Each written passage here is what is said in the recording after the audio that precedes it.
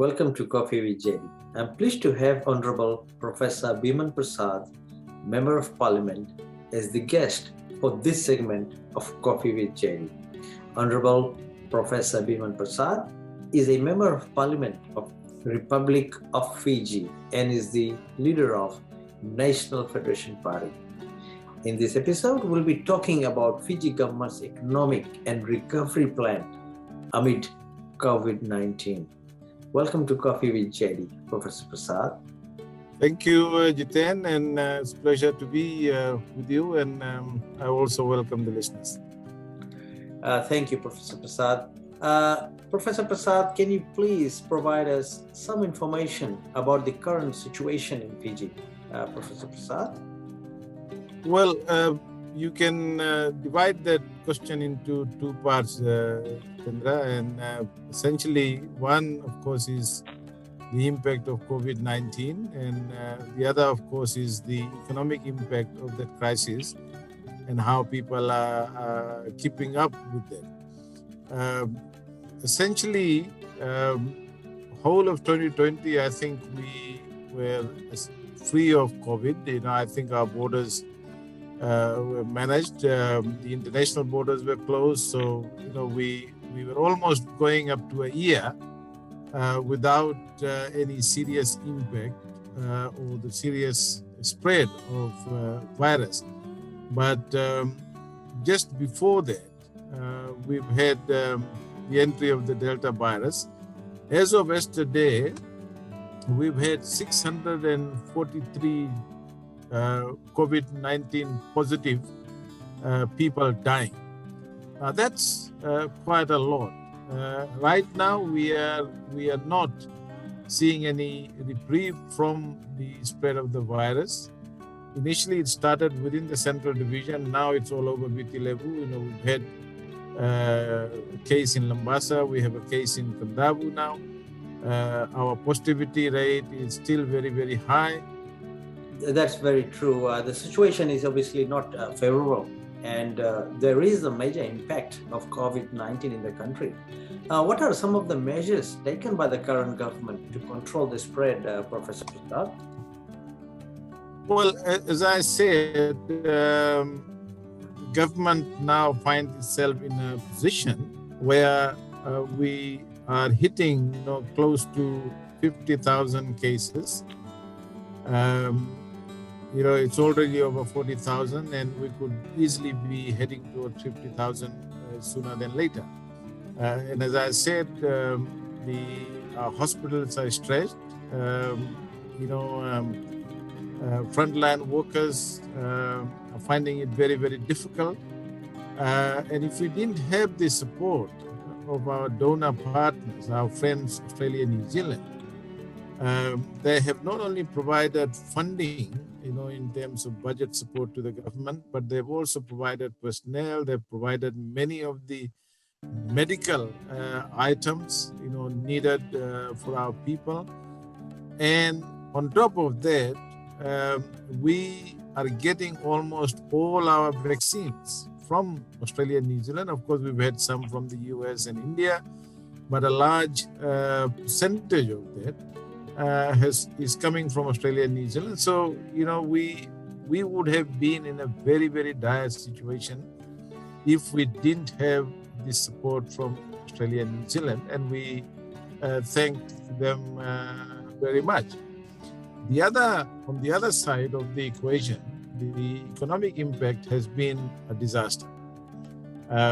Essentially, over the last 10, 15 years, we have put all our eggs in one basket, which is the tourism industry, which contributed about 40% of GDP, and all that is gone now.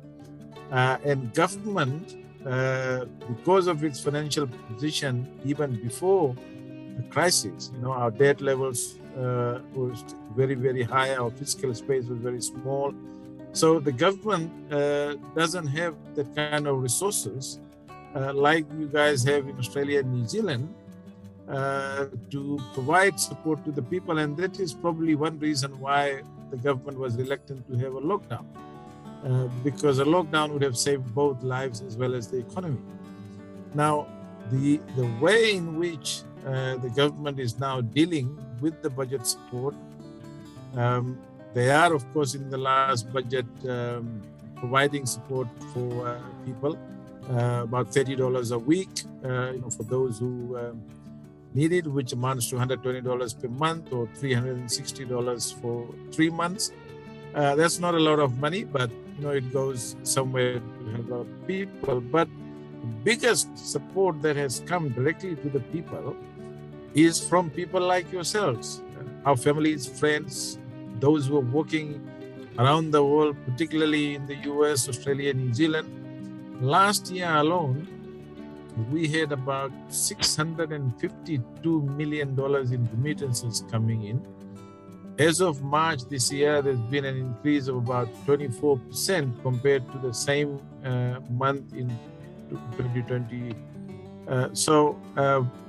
Almost, my estimate is that as of today, we probably would have injected about more than $1 billion in remittances in the last 18 months.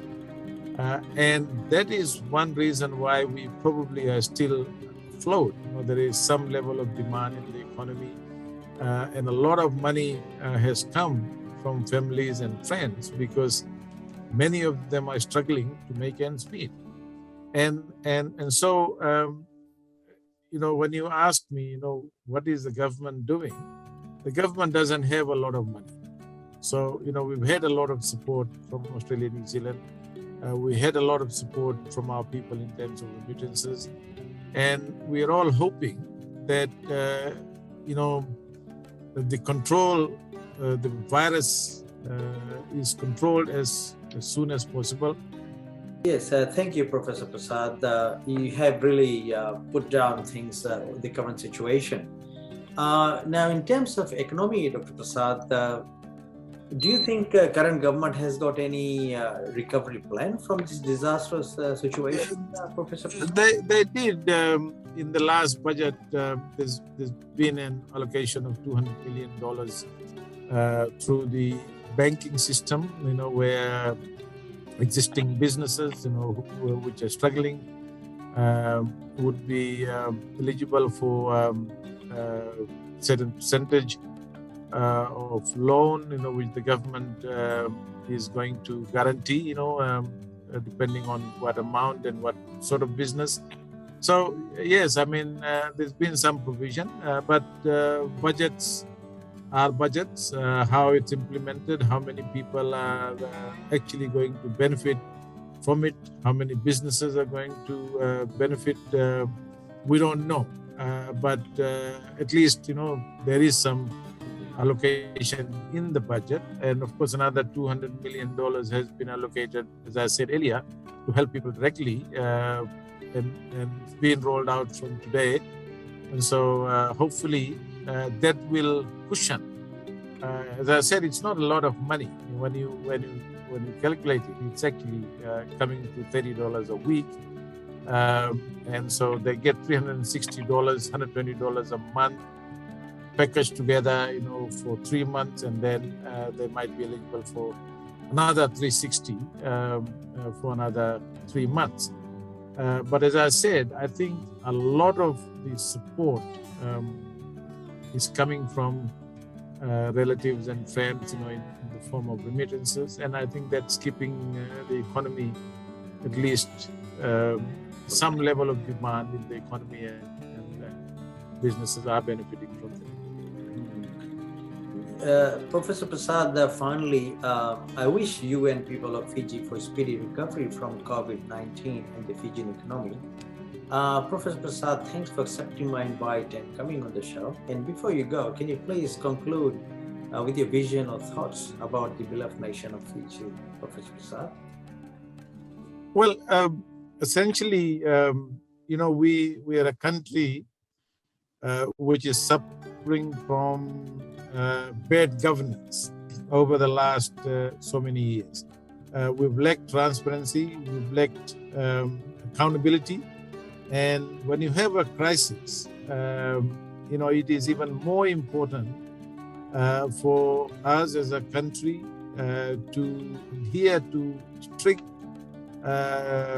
good governance principles, accountability and transparency.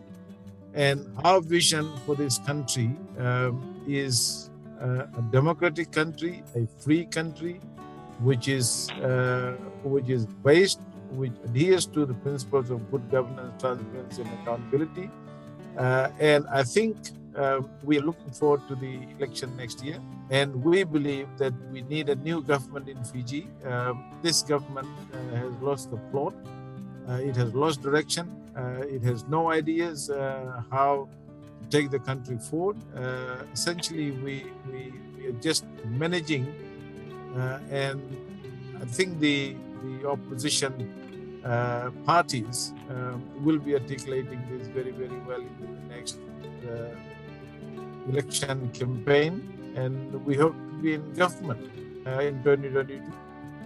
In April 2014, Professor Prasad resigned as the Professor of Economics from University of the South Pacific to pursue a political career. Professor Prasad is the leader of National Federation Party and was re-elected at 2018 elections and has been in Parliament for the last 6 years. Professor Prasad is also a adjunct professor of James Cook University in Australia. During this interview, Professor Prasad has highlighted the situation in Fiji and the plans the current government has in place for control of COVID-19 and also economic recovery. To all our viewers, thanks for watching Coffee with JD, and we shall meet next week. Till then, thanks for watching this video. Leave me a comment if you want to know more about Coffee with JD. Please subscribe if you have not done that already. Bye for now.